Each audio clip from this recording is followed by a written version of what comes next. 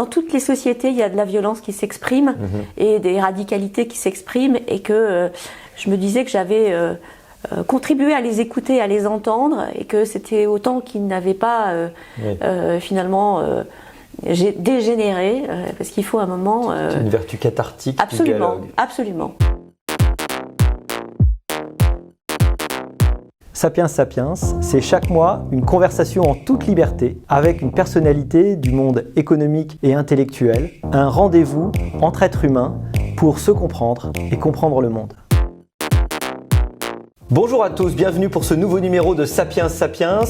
Ces derniers mois ont été marqués par d'importants bouleversements sur le marché du travail, entre difficultés de recrutement, idées autour de ce concept de grande démission, nouveaux rapports au travail et fortes contestations sociales liées à la réforme des retraites. Nous vivons d'importantes mutations liées à l'emploi, et pour comprendre mieux ces évolutions, nous avons voulu en discuter avec une personne qui a eu l'expérience de ces sujets dans une grande entreprise fortement exposée à ces turbulences, et c'est pour ça que nous avons le grand plaisir de recevoir Bénédicte Thilloy. Bénédicte Thilloy, bonjour. Bonjour Olivier. Alors Bénédicte Thilloy, vous êtes diplômée de l'ESSEC, vous êtes ancienne directrice et secrétaire générale et DRH de SNCF Réseau et ancienne directrice générale de SNCF Transilien. En septembre 2017, vous quittez la grande entreprise et vous rejoignez la start-up Schoolab, et depuis vous avez fondé les sociétés Ask for the Moon et 10h32. Et vous avez publié en 2021 chez Duno La Team, le jour où j'ai quitté mon COMEX pour une start-up. Et c'est illustré par vous, c'est une forme d'autofiction. Voilà, tout ça chez Duno. Alors, j'aimerais commencer par le dialogue social. La SNCF, c'est évidemment une entreprise phare de notre pays, symbolique, qu'on connaît tous, qu'on pratique tous, à la pointe de l'innovation dans les transports et au cœur des sujets actuels autour évidemment de l'écologie, mais c'est aussi un laboratoire de dialogue social important et un dialogue social qui passe nécessairement, évidemment, qui passe aussi chez nous par le conflit. Alors, pendant quelques années, vous avez été en première ligne du dialogue social d'une entreprise connue quand même pour des soubresauts. Quels sont les enseignements que vous en tirez de manière générale sur le fonctionnement du dialogue social en France ? La SNCF, c'est une petite France. Donc, ce qui se passe à la SNCF, c'est un peu le théâtre de ce qui se passe en France. Par ailleurs, la SNCF, c'est un peu le mariage de Polytechnique et de la CGT. Enfin, ça a été longtemps ça.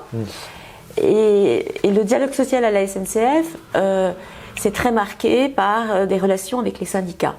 Alors en fait, c'est pas que ça le dialogue social. Normalement, c'est le dialogue entre les collaborateurs, les salariés et les managers. Et c'est en fait là-dessus que doit se concentrer l'essentiel de ce qui concerne les salariés dans l'entreprise. Mais il se trouve qu'à la SNCF, ces sujets sont préemptés par des discussions sans fin avec les organisations syndicales. Et ça consomme énormément d'énergie. C'est parfois un théâtre d'ombre. Où le jeu l'emporte sur l'enjeu. On passe énormément d'énergie dans des instances en fait qui sont parfois dénuées de sens, et ça peut tuer l'enthousiasme et l'énergie des DRH, des managers, et en fait il faut le garder. Et si on se dit les choses, en fait, pourquoi il y a autant de salam-alek autour de ces questions de dialogue social à la SNCF, c'est que en réalité, comme les syndicats perdent potentiellement du pouvoir en France, ils ont concentré leur énergie là où ils avaient… Là où ils en restaient, un peu. Oui, surtout là où il y a, en fait, ils détiennent en fait la possibilité de bloquer le pays. Et donc, être présent dans les raffineries, ça a de la valeur. Être présent dans les transports, ça a de la valeur. À une période qui a maintenant un peu révolu, être présent à la Poste, ça en avait aussi. Et donc, d'une certaine manière, il y a une superposition des enjeux locaux de l'entreprise et des enjeux politiques du pays. Et quand on aligne les problèmes immédiats de l'entreprise avec les problèmes du pays, on se retrouve avec des grands conflits tels qu'on a pu les vivre en 95, en 2001, en 2007 sur les retraites. Enfin, moi j'ai passé des heures carrées en salle de crise à gérer des conflits sociaux qui étaient liés à des phénomènes qui ne concernaient l'entreprise que de manière, on va dire, indirecte, mais les grandes confédérations, les confédérations syndicales sont attentives pendant les grands moments du pays à ce que les cheminots soient bien au rendez-vous des conflits sociaux. Alors c'est un peu compliqué pour les managers ces moments-là, parce qu'ils ont assez peu de leviers finalement pour régler les problèmes. Alors que vous avez les leviers liés à l'organisation. Exactement. Et donc en fait, tout le monde sait qu'en fait on discute sur des sujets qui concernent, qui nous dépassent. Oui. Et pour autant, on est au cœur comment dire, de la révolte ou des problèmes que peut rencontrer le pays. Et il se trouve que quand il y a eu le phénomène des Gilets jaunes, j'étais déjà partie. Et je me suis dit que on était en 2018 de mémoire. Oui. Hein, et en 2018, c'était au moment où finalement il y avait eu la grande réforme des instances représentatives du personnel, où finalement les syndicats étaient moins présents dans les organisations. Et je me suis dit qu'on était sans doute dans une période où les gens se sentaient moins représentés et en fait cherchaient à faire, entre guillemets, à se faire justice eux-mêmes, et que c'était sans doute pas un bon moment. Et j'ai relu un peu mon expérience à la SNCF en me disant que ça m'avait beaucoup saoulée de me taper toutes ces réunions immenses et parfois vraiment que je considérais presque parfois comme inutiles, mais que ça avait une vertu, c'est qu'en fait ça permettait d'endiguer d'une certaine violence ou qui devait s'exprimer quand même, et qu'on était un peu là pour ça, c'est-à-dire pour écouter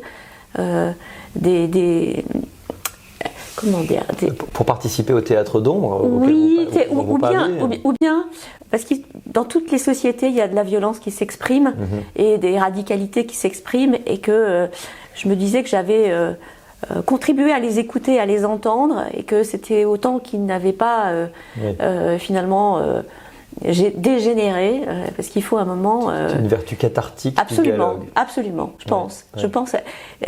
Je le dis avec le recul de ne plus y être. Hein. Et sur le moment, c'est infiniment pénible, hein, parce qu'on a l'impression finalement qu'on peut pas faire avancer les vrais sujets, mais qu'on contribue en fait à un théâtre qui est là pour. Je sais pas pourquoi en réalité. En tout cas pour servir d'autres propos que celui de c'est si cruel pour les managers, parce qu'en fait ils ont des vrais sujets à faire avancer. Parfois d'ailleurs ils peuvent pas le faire, hein, c'est-à-dire que... Oui, parce qu'on a l'impression que du coup les vrais sujets sont sacrifiés finalement au profit d'autre chose. Parfois oui, moi il m'est arrivé de ne pas pouvoir aller au bout d'une réforme d'organisation parce qu'il y avait un conflit qui se présentait, et que vu les enjeux nationaux on n'avait pas les moyens de l'engager, par exemple. Donc bon voilà, donc la SNCF c'est une petite France qui est prise entre... donc quelquefois les fils sont un petit théâtre de marionnettes dont les fils sont tirés par d'autres, et c'est un peu déprimant. On imagine. Depuis 2017, les partenaires sociaux ont été un petit peu écartés, on a l'impression, des réformes sociales. Alors c'est vrai que vous n'y êtes plus à la SNCF depuis 2017, mais ces manifestations assez inédites qu'on a pu avoir semblent montrer paradoxalement un regain d'intérêt pour le syndicalisme. Ce que vous avez montré, ce que vous avez évoqué tout à l'heure, c'est que le syndicalisme était à la SNCF s'intercalait entre finalement la direction et les gens. Est-ce qu'il y a moyen de résoudre et de recoudre ce fil en lien avec les gens individuellement, dans leur carrière, dans leurs préoccupations? Je pense un peu au fameux syndicalisme de service dont on me dit aujourd'hui qu'il commence à se développer en France, avec l'idée qu'on va pouvoir accompagner les gens dans leur carrière et donc avoir une utilité qui ne soit pas celle d'un syndicalisme très politique, gérant des problèmes nationaux. En fait, il est... Quand le bruit et la fureur ont disparu, il est à l'œuvre en fait. On arrive à discuter de ces sujets. Entre deux grands soubresauts, il se passe des trucs. Absolument. Moi, j'ai dirigé les contrôleurs de la SNCF pendant 6 ans. Hein. Bon, c'est des gens qui ont des conditions d'exercice de métier qui sont particulières. Ils sont tout le temps dans les trains, ça bouge tout le temps. Ils sont confrontés, ils font du service, mais ils demandent aussi aux gens de s'acquitter du titre de transport. Donc ils ont parfois des situations un peu tendues. Et quand on est protégé d'une certaine manière de ces grands moments nationaux, le dialogue social a vraiment une vertu, c'est écouter ce qui se passe et essayer de résoudre en fait les problèmes auxquels ils sont confrontés. Et moi, quand j'avais pris mes fonctions sur les sujets des contrôleurs, le sujet c'était la violence dans les trains, la question de comment on régule la violence, et j'ai eu le sentiment de faire du vrai bon dialogue social, c'est-à-dire d'écouter ce qui se passait et de chercher à résoudre les problèmes. de les doter d'outils, de les doter, de les aider à avoir des nouvelles pratiques. On avait, à l'époque, je me rappelle, pour évoquer les sujets qui fâchent, on avait fait carrément des controverses, on avait organisé des controverses. C'est-à-dire on prenait, il s'agissait de poser les questions qui fâchaient. Poser les questions qui fâchaient, on se mettait quelque part, oui. on faisait une sorte de grand forum. À l'époque, je me rappelle avoir invité Michel Field pour organiser le débat, et on disait pourquoi on est en grève, pourquoi on n'aime pas porter l'uniforme, pourquoi c'est difficile de représenter l'entreprise par les temps qui courent. Donc c'était des sujets qui étaient infiniment intéressants. C'était du vrai bon dialogue social, ça. Bon. Et ce qui m'a intéressé, c'est qu'il me semble qu'à la fin de l'année 2022, c'était les contrôleurs qui étaient en grève. Oui, je me souviens. Et ils étaient en grève, et ça avait un peu échappé à tout le monde, c'est-à-dire que ça a échappé aux organisations syndicales. En tout cas, c'est pas elles qui ont organisé le conflit, c'est les contrôleurs qui se sont manifestés et qui ont demandé à l'organisation syndicale si elles étaient d'accord pour poser un préavis en leur nom. Mais finalement, c'était une sorte de coordination. Et ce qui était intéressant, c'est pourquoi ils sont intervenus. C'est qu'en fait, entre-temps, il y avait eu le Covid, il y avait eu la possibilité de télétravailler, et finalement, de manière relative, leur métier était devenu plus pénible que tous les autres salariés de l'entreprise qui avaient la possibilité d'être au bureau ou d'être à la maison, pendant que eux étaient dans les trains confrontés à des situations plus compliquées. C'est une crise des métiers non télétravaillables. Exactement. En fait, et cette crise des métiers, elle n'a pas trouvé... les organisations syndicales n'y étaient sans doute pas sensibles, en tout cas ne l'ont pas entendu. Là, peut-être que la direction de son côté avait d'autres préoccupations, et donc ça s'est manifesté par un mouvement qui est parti tout seul. Et les mouvements qui partent tout seuls, c'est l'horreur, parce qu'en fait, on ne sait pas. On l'a vu avec les gilets jaunes, on ne sait pas en fait quel est l'interlocuteur qui est susceptible. En fait, finalement, pour un DRH, c'est pire. Quand même. Oui, c'est pire. Il vaut mieux avoir le syndicat. Bien sûr, c'est toujours bien, et on a toujours été d'accord avec, y compris dans les grands moments difficiles avec les organisations syndicales. Je vais croiser le fer avec quelques célèbres délégués de la CGT ou de Sud. On était en tout cas toujours d'accord sur le fait qu'il valait mieux s'engueuler un bon coup dans les instances que de s'exposer à avoir des mouvements qu'on ne savait pas arrêter, parce qu'on ne savait pas quoi donner pour arrêter les conflits. Bien sûr, on ne connaît pas les revendications. Absolument. Et puis on ne sait pas quoi donner en échange. Alors, vous avez un peu anticipé ma question sur le rapport entre la SNCF et les leçons de management qu'on peut essayer de rechercher aujourd'hui en France. 280 000 salariés en tout, c'est quand même... Enfin, ça, c'est avec les syndicats. Avec l'ensemble de... Mais effectivement, en réalité, il y a plusieurs bouts que les gens connaissent moins bien, mais vous avez commencé à faire allusion, je crois, à des techniques intéressantes, mais comment on organise le management dans une entité si grande? Quels sont les niveaux de management intermédiaires? Effectivement, est-ce que c'est remis en cause? Alors, vous êtes parti avant le télétravail, donc c'est vrai que vous pouvez peut-être plus soupçonner qu'avoir expérimenté ces choses-là, mais l'évolution des métiers et peut-être le rapport au travail aussi, qui est quand même, je trouve, un des sujets que la réforme des retraites a mis sur le devant de la scène. Est-ce que cette évolution du rapport au travail, vous l'avez observé, et comment les entreprises réagissent face à ça? Pour conserver l'affectio societatis, la volonté de bien faire, l'idée commune de quelque chose, du service qui est rendu aux usagers ou clients, je ne sais plus comment on les appelle à la SNCF. Ça a été un long débat. C'est un débat de philo, ça, quasiment. Oui. Ce qui caractérise la SNCF et les cheminots en général, c'est un très fort attachement au métier et au collectif. C'est des gens qui se reconnaissent entre eux et se serrent la main tout le temps, ont besoin en fait d'être les uns à côté des autres. Et je pense que le fait de télétravailler, ça va sans doute avoir des répercussions assez majeures sur l'entité qu'ils forment et le sentiment d'appartenance à l'entreprise. Alors, je ne peux pas en juger particulièrement pour la SNCF, mais dans d'autres organisations que j'ai eu l'occasion de voir, comme par exemple Orange, puisque je préside leur Institut des métiers, on fait un travail de recherche en ce moment pour regarder comment ce sentiment d'appartenance est en train d'évoluer. C'est-à-dire les salariés, notamment les jeunes salariés qui sont arrivés pendant la période de confinement, comment ils se reconnaissent en fait appartenir à ce collectif qu'est l'entreprise. Est-ce qu'ils se sentent membres d'un corps ou pas? Et je pense qu'on est tout au début de voir évoluer tout ça. Bon. Si je reviens à la SNCF, c'est une grande entité, c'est tout le pays à la fois, et donc il y a des éternels sujets de savoir comment on découpe l'organisation.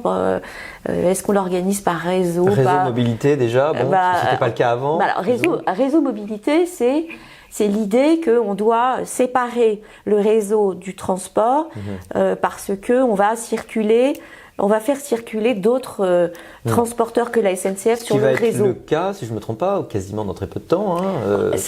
On en parle, honnêtement, depuis très longtemps. 2003. Oui.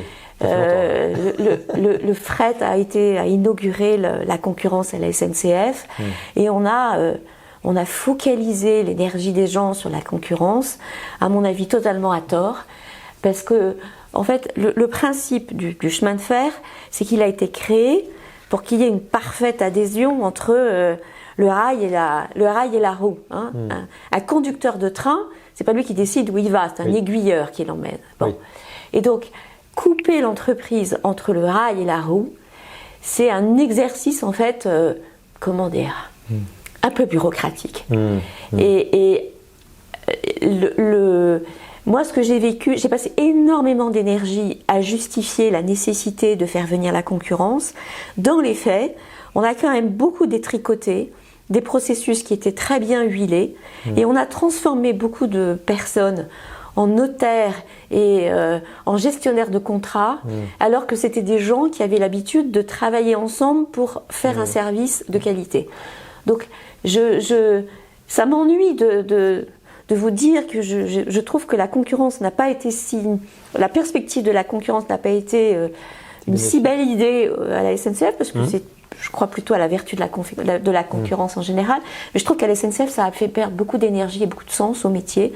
On s'est retrouvé pendant des périodes au début où il fallait la commission de régulation vérifiait qu'on ne donnait pas en Île-de-France on permettait pas aux gens de Transilien de rentrer dans les postes d'aiguillage, par exemple, au nom de la concurrence, alors qu'il n'y avait que Transilien qui circulait sur les voies. Vous voyez, ça avait un petit côté un peu ridicule, où on jouait à la dinette ou à la marchande entre nous pour obéir à des lois sur la concurrence qui en fait étaient complètement non-sens. Il y a quand même des innovations, je trouve, intéressantes qui ont été faites et dont on a l'impression qu'elles sont un peu liées à cette arrivée à la concurrence. On va peut-être en parler après. Alors, j'ai quand même envie de parler d'un truc quand on parle de la SNCF. On parle un peu des régimes spéciaux. Alors, peut-être disons un mot là-dessus. Ils arrivent dans le débat public. Théoriquement, ils vont plus ou moins être éteints, mais très très très lentement avec la réforme actuelle. Comment c'est vécu, justifié à l'intérieur de l'organisation? C'est quoi quel est le narratif autour de ces régimes spéciaux qui de l'extérieur sont quand même mal compris, en tout cas mal vécus par les Français, en tout cas, ça c'est sûr. Mal vécu parce qu'il y a une espèce de... Enfin, on est très jaloux de ses voisins en France. Ça c'est sûr. Donc tous ceux qui ont des entre guillemets privilèges sont d'abord jalousés avant d'être compris. Donc à l'intérieur de l'entreprise, les régimes spéciaux, les gens les considèrent que c'est la contrepartie des suggestions auxquelles ils sont confrontés. Historiquement, il y a un statut. Pourquoi il y a un statut? Parce que comme il y a une seule organisation, on fait sa carrière dans l'entreprise et si on apprend le métier de conducteur de train, on ne peut pas l'exercer en dehors de la SNCF, autrement qu'à la SNCF. Et donc le fait d'avoir, au moment de la création des réseaux, l'idée c'était de fidéliser, de faire en sorte que les gens en fait consacrent toute leur carrière à la SNCF et donc la contrepartie c'était qu'on leur permettait d'apprendre leur métier, on leur permettait de faire carrière dans l'entreprise et on leur permettait une retraite en correspondance avec les suggestions, le travail de nuit, le fait que d'être dans les trains toute la journée c'était compliqué. Alors évidemment avec l'évolution des technologies, avec la démographie, tout ça a potentiellement perdu un peu de sens. Mais le sujet essentiel en fait des personnels, c'est de considérer qu'il y a eu un contrat au départ, que le contrat il est autant de choses et que quand on commence à retirer un des éléments du contrat, eh ben en fait on vient un peu les spolier. C'est la raison pour laquelle ils sont aussi attachés à ce régime spécial. Voilà. Évidemment, ça mène à la question de la pénibilité, qui est une vraie question qui a là encore agité le débat des retraites. Vous parliez de gens effectivement qui se déplacent beaucoup. On comprend que la condition du conducteur de train n'est évidemment pas celle du temps de la bête humaine, mais que le travail de nuit, que le déplacement constant fait partie des pénibilités. Est-ce qu'à votre avis, c'est vraiment quelque chose qui distingue beaucoup de métiers, d'ailleurs quelle proportion de la SNCF de plein d'autres métiers? Tous les métiers d'opérateurs, qui sont liés notamment aux horaires de train, sont pénibles au sens où ils introduisent dans la vie quotidienne une une incertitude permanente. Quand vous travaillez sur un train, vous ne rentrez chez vous que lorsque le train est arrivé. Si le train est en retard, votre vie est en retard. Oui. Et les horaires de train rythment votre quotidien et changent votre roulement tous les jours. Et vous voyez, donc vous ne savez pas si vous serez sur le pont à Noël ou pas avant un certain temps. Oui. Et donc, au moment où on parle beaucoup du fait qu'il faut une qualité de vie au travail versus un bon équilibre entre la vie personnelle et la vie au travail, la vie des cheminots, le travail rentre dans la vie des cheminots de manière beaucoup plus profonde qu'elle ne peut rentrer dans la vie d'autres personnes. Alors, c'est pas vrai de celui qui travaille à la comptabilité ou celui qui travaille à la direction financière. Mais c'est en revanche tout à fait vrai pour les métiers des opérateurs. Et d'ailleurs aujourd'hui, on dit roulants, non, c'est ça. On dit les roulants. Les roulants en fait. On dit les roulants. Il n'y a pas que les roulants. Il y a aussi ceux qui travaillent dans les postes d'aiguillage. Bien Quand sûr. On travaille la nuit dans un poste d'aiguillage, c'est pas agréable d'attendre le pauvre et unique train de fret qui va passer. Quelquefois, c'est un peu le désert des Tartares. Moi, je pense qu'il y a une vraie pénibilité. Après, il n'y a pas que la SNCF qui a de la pénibilité. On a bien vu dans les hôpitaux que cette pénibilité est grande également. Donc, je me méfie en fait des anathèmes sur les régimes spéciaux parce que j'aime pas qu'on désigne en fait à la vindicte populaire des populations qui en fait dont on connaît pas bien les conditions d'exercice des métiers. Vous voyez par exemple les contrôleurs de train. Debout dans un train qui bouge toute la journée, tous les jours. Il faut l'avoir fait. Moi, je me souviens quand j'étais la patronne des contrôleurs, je m'étais fait faire l'uniforme et je le portais avec eux quand j'étais avec eux sur les trains. Vous n'imaginez pas ce que ça peut changer d'avoir un uniforme sur le dos par rapport au fait de voyager dans un train sans uniforme. Oui. Vous êtes en fait le centre de toutes les questions. Toutes les questions, oui. Et quand vous passez, vous sentez les regards se porter sur vous, vous sentez les questions arriver. Alors il y a des gens formidables qui adorent ça, et puis il y en a au bout de leur vie professionnelle qui trouvent que ça devient difficile. Et la pénibilité, c'est aussi ça, c'est-à-dire la répétition du métier et la difficulté à l'exercer dans le temps. Et je pense que c'est une énergie très importante. Oui, c'est-à-dire, en fait, le feu sacré, il faut réussir à le maintenir toute une vie. Et dans ces métiers, je trouve que c'est pas facile de renouveler. En tout cas, moi, ça a été un de mes enjeux de management, c'est d'arriver à embarquer les gens et à continuer, en fait, et à donner du sens à ce qu'ils font, y compris sur des petites choses. Justement, on parlait d'affectio societatis, des difficultés du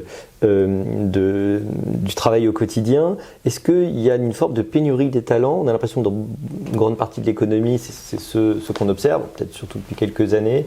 Peut-être tant mieux, puisque les talents sont mieux rémunérés, mais comment ça se présente à la SNCF de ce type-là ? Même si les besoins sont tellement divers et le nombre les emplois sont en fait tellement... Oui, mais il y a aussi à la SNCF un enjeu de recruter. Et aujourd'hui, il y a des problèmes, et vous avez entendu sans doute, c'était aussi vrai sur les bus, à la RATP ou dans d'autres boîtes de transport. C'est compliqué de recruter des conducteurs. Ce qui est bien la preuve que même avec les régimes spéciaux, ça ne le fait pas. Donc c'est bien. Alors, solution, c'est quoi alors ? En fait, augmenter les salaires, c'est possible dans une certaine mesure, j'imagine. Si c'est possible, ça a été fait.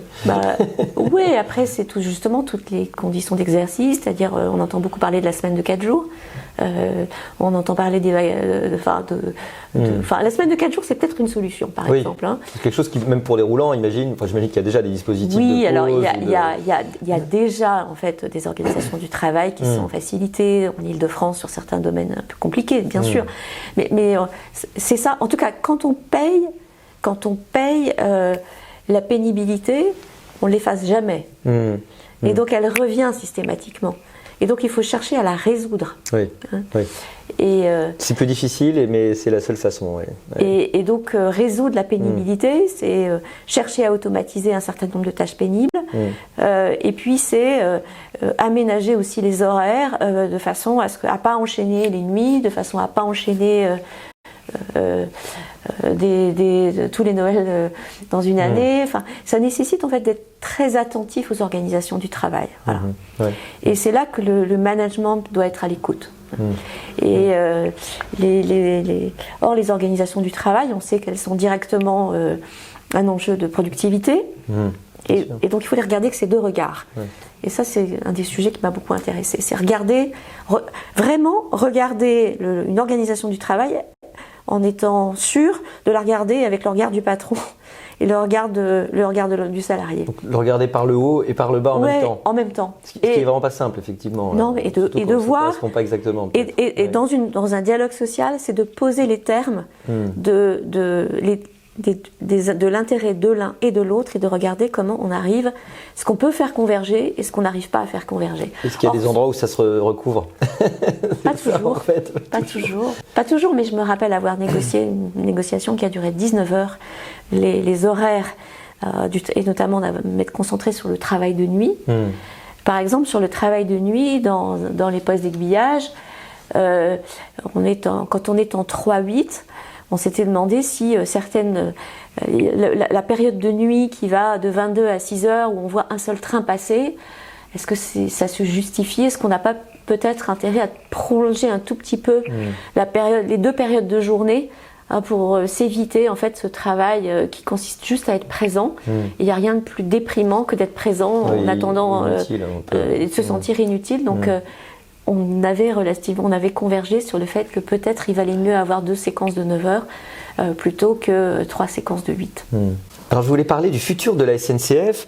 Est-ce qu'il y a une locomotive dans l'avenir des transports? En tout cas j'imagine, mais quelle est la place de la prospective dans la SNCF? Je sais qu'il y avait un think tank qui s'appelait Un train d'avance, si je ne me trompe pas, ou qui s'appelle toujours d'ailleurs. Est-ce qu'on a à la SNCF le temps d'imaginer l'accompagnement, la façon dont on va accompagner les grands changements qui sont aussi les changements de la société? Parce que une entreprise de cette taille-là qui fait ce type de service, elle doit aussi penser l'avenir de la façon dont les gens vivent.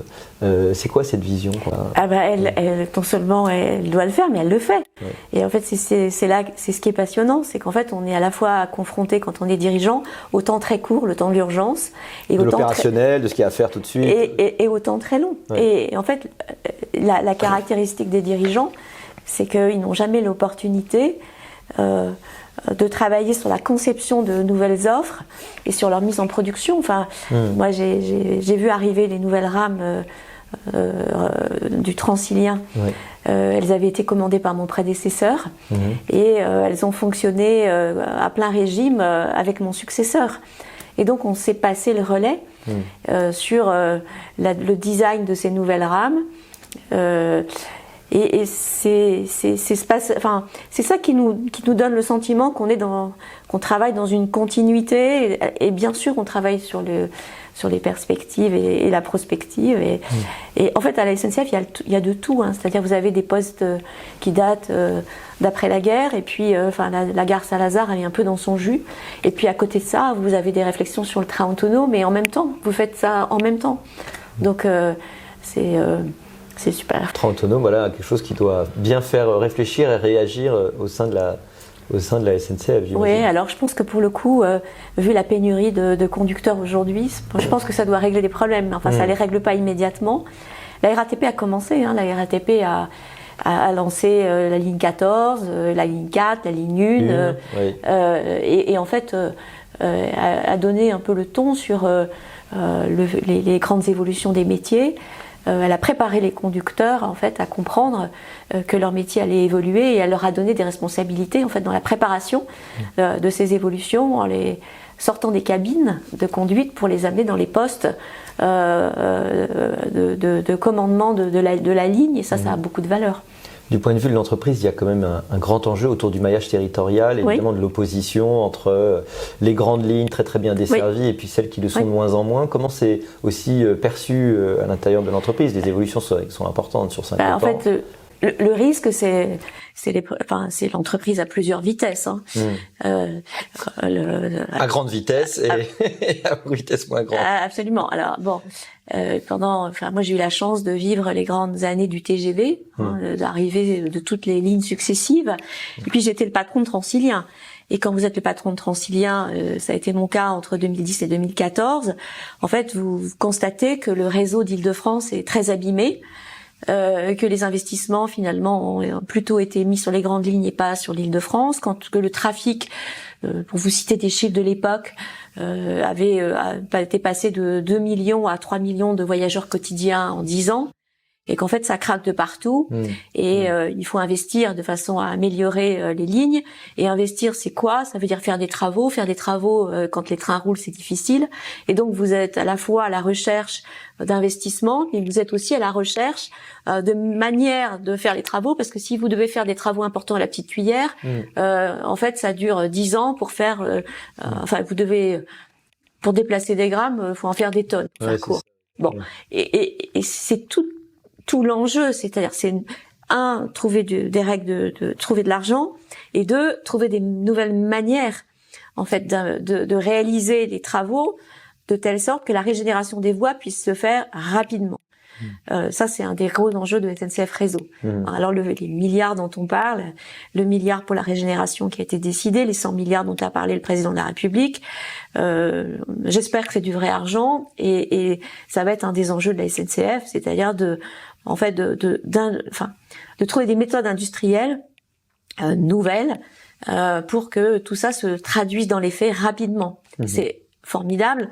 Et moi, je serais un ingénieur aujourd'hui qui choisirait un métier. Je me dirais que ça a beaucoup de valeur en fait de bosser dans une boîte comme ça, parce que tout le monde cherche du sens. La SNCF, elle a une super vertu, c'est que elle est du côté des solutions et pas des problèmes. Donc, je vais pas parler des boîtes qui sont du côté des problèmes. Mais quand on est, c'est une autre question. Quand on a la chance d'être une boîte qui est du côté des solutions, ça doit attirer des talents. Ouais, bien sûr, bien sûr. Alors, vous avez quitté le COMEX de la SNCF pour rejoindre le monde des startups. Donc, l'objet du dernier essai que je mentionnais. Startup versus grand groupe, c'est quand même une différence assez, j'imagine, extraordinaire. Des nouveaux mondes, des nouveaux procédés. Qu'est-ce que ça a apporté justement, ce regard sur deux mondes? Est-ce que le regard sur le grand groupe nourrit votre regard sur les startups? Et puis, j'imagine, évidemment, réciproquement. Ouais. En fait, j'ai eu l'impression de passer de l'infiniment grand à l'infiniment petit. Je suis passée d'un monde dans lequel avoir plus de 55 ans était plutôt un signe d'expérience et de légitimité, à un monde dans lequel c'était plutôt une faute de goût. La plupart des gens sont très jeunes, j'imagine. Oui. Je pense que finalement tout ce que vous savez, ça a plus beaucoup de valeur, et que donc, il y a un peu de, je vais pas dire que d'anti-agisme. Enfin, vous avez entendu OK boomer, pas le genre de truc. C'est sûr. J'ai vécu tout ça. Ce qui m'a beaucoup intéressée, ça a été de me reconnecter à la manière dont les choses sont faites. C'est-à-dire, dans une start-up, vous n'avez pas dissociation entre la conception et les opérations. Vous faites vous-même, vous testez vous-même en fait les choses que vous inventez. Et ça, c'est assez cruel. Et quand vous avez passé votre vie à faire, apprendre, il y a un moment, vous êtes loin du ballon, quoi. Et quand vous arrivez dans la start-up, là, vous vous retrouvez confronté à la réalité opérationnelle d'un certain nombre de sujets, alors les questions de cash, le fait qu'il faut payer les gens à la fin du mois, et que une start-up, c'est un chat de Schrödinger, c'est-à-dire il est à la fois vivant et mort en même temps. C'est-à-dire vous pouvez ne pas survivre à votre au mois qui vient, et en même temps vous avez tout l'avenir devant vous. Et c'est une autre façon de réfléchir. Si je reviens sur la SNCF, j'ai beaucoup dû engager des plans de réduction d'effectifs. Là, je suis confrontée à autre chose, c'est il faut croître vite. Donc c'est l'inverse. Bon, et c'est passionnant. Et ce que je trouve le plus intéressant, c'est de faire avancer ensemble quelque chose qu'on apprend dans les startups, c'est la désirabilité, la faisabilité et la rentabilité. Et on a rarement l'opportunité de réfléchir à ces trois dimensions à la fois. Et de commencer petit en ayant une vision grande, d'être sur des échelles de temps courtes.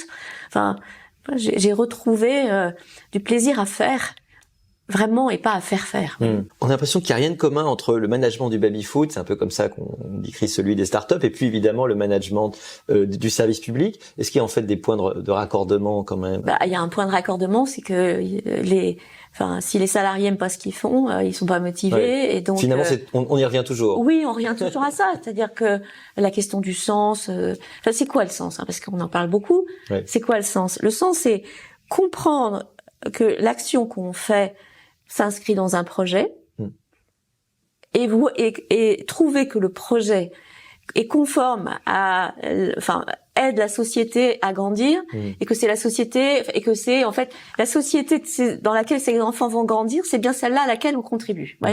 C'est ces deux dimensions à la fois, et quand tout ça s'est aligné, ça marche. C'est pour ça que les gens qui rentrent parfois dans les comment dire les ONG, etc., se désolent, c'est qu'en fait, ils ont l'impression qu'ils vont y rentrer pour changer le monde, et en fait, le monde ne change pas comme ça.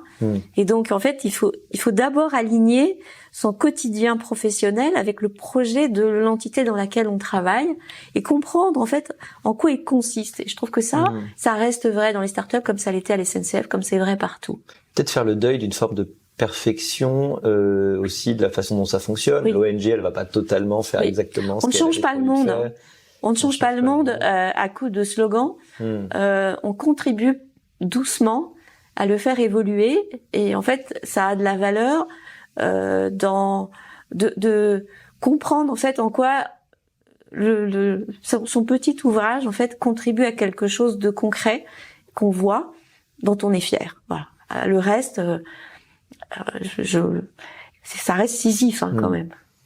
Il faut imaginer Sisyphe, comme disait Camus, mais exactement. Ça me mène à mes questions finales. Pourquoi choisit-on, c'est la question signature de Sapiens Sapiens, j'aime toujours demander comment on choisit la voie qu'on choisit, comment on arrive à la SNCF. Évidemment, c'est selon l'emploi où on y arrive, j'imagine que c'est pas la même route. Alors, je sais pas si je peux répondre à cette question en général.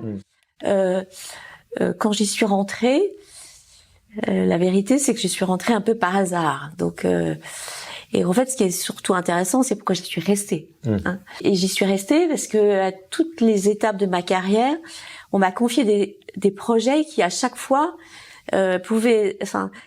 s'inscrivaient à la fois. Je voyais ce que j'allais y faire et ça s'inscrivait dans l'histoire. Vous voyez, quand vous contribuez à lancer une ligne TGV, vous avez l'impression d'être dans l'histoire. On peut raconter ça à ses petits-enfants. Exactement. et ça faisait beaucoup. Mes enfants, quand ils étaient petits, ils disaient, ça les amusait de raconter que j'avais été la maman de la carte 12-25, parce que j'ai effectivement été la maman de la carte 12-25. C'est quelque chose, en effet. Tous pratiquer ça. Voilà. J'ai vu le feu d'artifice en Avignon le jour où le TGV a franchi le pont d'Avignon pour arriver à Marseille. C'est des moments qu'on n'oublie pas. Et le fait de pouvoir y contribuer, ça a beaucoup de valeur. Ce que ça dit, en fait, ça dit qu'on rejoint une entreprise comme la SNCF parce qu'elle a des projets. Et c'est tout l'enjeu, en fait, des dirigeants, c'est d'arriver à faire émerger des projets et à faire que des gens qui pourraient être dans la controverse parce qu'ils sont politiquement en désaccord, qu'ils ont une vision du service public qui est pas la même. On peut dire qu'il y a encore un peu de lutte des classes à la SNCF, mais tout l'enjeu, c'est d'arriver en fait à faire converger les regards et les énergies sur des projets qui sont grands et dans lesquels les gens sont fiers de travailler. Le record, les 574 km/h, on avait tous des frissons. Et à l'époque, moi, je travaillais dans un bureau, mais il n'empêche que j'avais l'impression de faire partie de l'équipe qui était à bord du train. Merci beaucoup, Bénédicte Hilloy. De rien. Merci. Merci, Olivier.